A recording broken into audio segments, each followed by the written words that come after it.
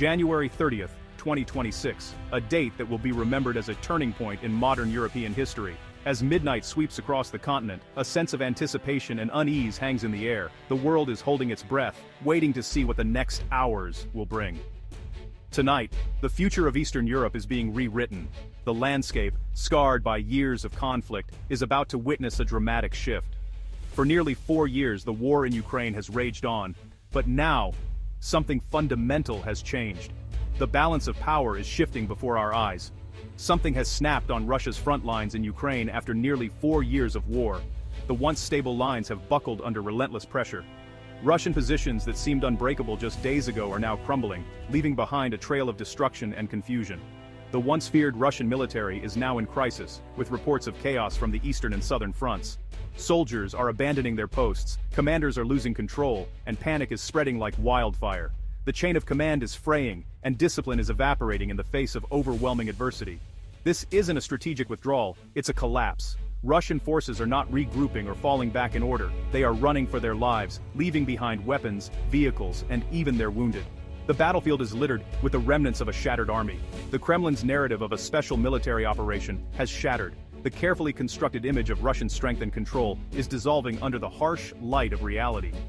State media scrambles to explain the disaster, but the truth is impossible to hide. Russia isn't just losing territory, it's losing the ability to fight. Surrendering soldiers, abandoned outposts, and destroyed equipment tell the story of an army that has lost its will to continue. The myth of Russian invincibility is being dismantled piece by piece. Units are refusing orders, supply lines are cut, and morale has hit rock bottom. Desperate radio transmissions reveal confusion and despair. Food, ammunition, and medical supplies are running out. Soldiers, exhausted and demoralized, are questioning why they are still fighting. Putin's military adventure is crumbling under unprecedented losses and a technologically superior enemy. Every day brings new casualties, and the Russian public is beginning to feel the cost. Funerals are held in silence, and the sense of national pride is giving way to grief and anger. The plan for a swift takeover of Kyiv was a fatal miscalculation. What was meant to be a quick and decisive victory has become a grinding, endless conflict. The initial confidence of Russian leaders has turned into regret and recrimination. Russia's reliance on sheer numbers and outdated tactics has backfired. Massed infantry assaults and old armored vehicles are no match for modern warfare. Ukrainian forces have adapted quickly, turning Russian strengths into glaring weaknesses. Ukrainian resilience and innovation have turned Russian strengths into liabilities. With advanced technology, creative tactics, and unwavering determination, Ukraine has outmaneuvered and outsmarted its adversary at every turn. Drones, precision artillery, and real-time intelligence have changed the face of the battlefield. Long tank columns are now easy targets. Meat assaults are unsustainable. What once seemed like overwhelming force is now a liability. As Ukrainian artillery and drones pick off Russian units with deadly accuracy, the old ways of war no longer work. The Russian army is bleeding faster than it can recover. Every day, the losses mount. Men, machines, and morale.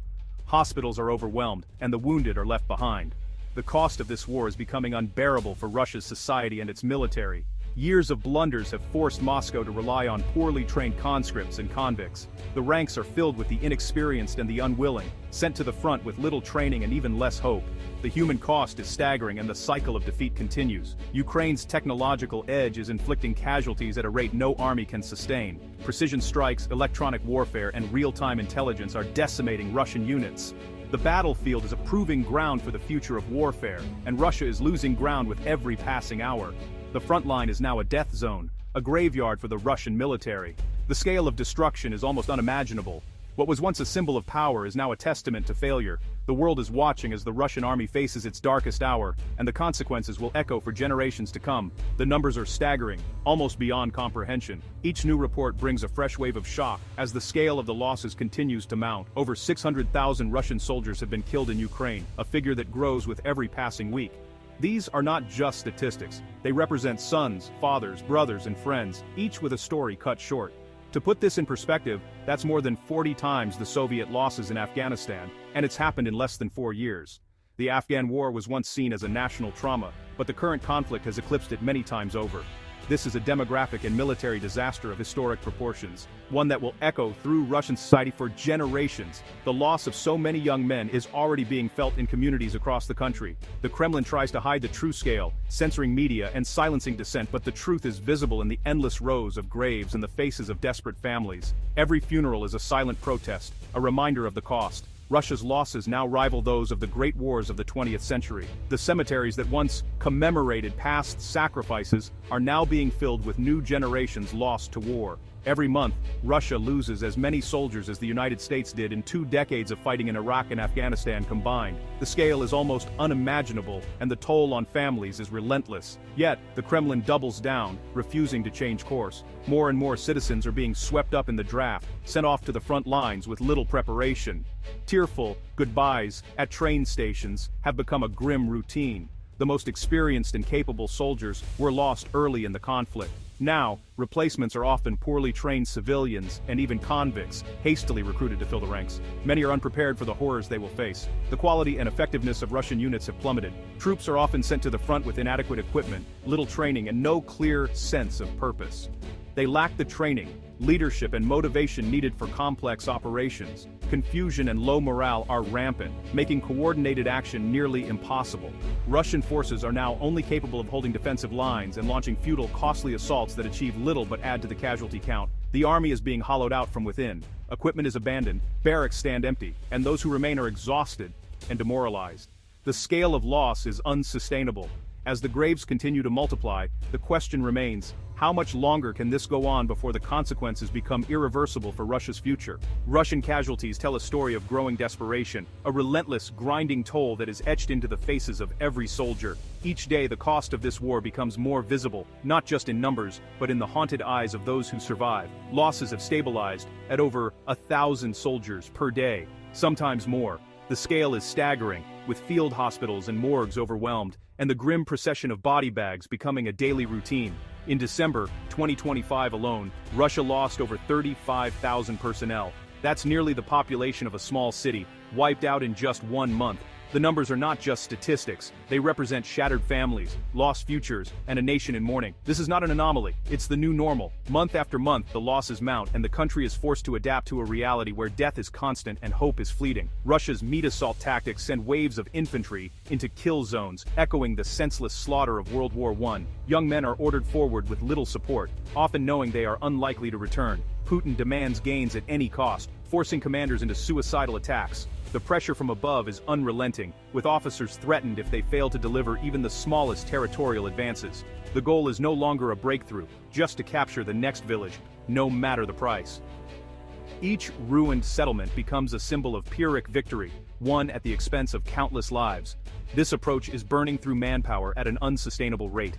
Units return from the front lines, battered and depleted, with replacements unable to fill the gaps left by the dead and wounded. Mobilization pulls from an unwilling, unprepared population. Draft notices arrive without warning, tearing men from their families and sending them to the front with little explanation or training. New soldiers arrive with minimal training, often older and unfit. Many have never held a weapon before, and their ill-fitting uniforms are a stark reminder of how unprepared they are for the horrors ahead. They are sent to die, further degrading unit cohesion. The loss of experienced fighters and the influx of raw recruits erode trust and discipline, leaving units fractured and vulnerable. The cycle of loss accelerates, creating a death spiral for Putin's army. Each defeat leads to more desperate measures, which in turn produce even greater losses. The Russian military is trapped in a self-destructive loop, unable to break free from the strategies that are destroying it from within. The faces of the soldiers say it all: exhaustion, fear, and the dawning realization that this war may have no end in sight. The main driver of Russian losses is Ukraine's drone revolution. Cheap, agile FPV drones, produced by the 100,000, saturate the front. These drones are the #1 killer of Russian soldiers, used for both reconnaissance and direct attack. Operators can pilot drones with pinpoint accuracy, striking tanks, trenches, and soldiers. For Russians, there's nowhere to hide. The constant buzz overhead is psychological terror. Russia's traditional advantages, artillery, armor, are neutralized by swarms of cheap drones. A $500 drone can destroy a multi-million-dollar tank.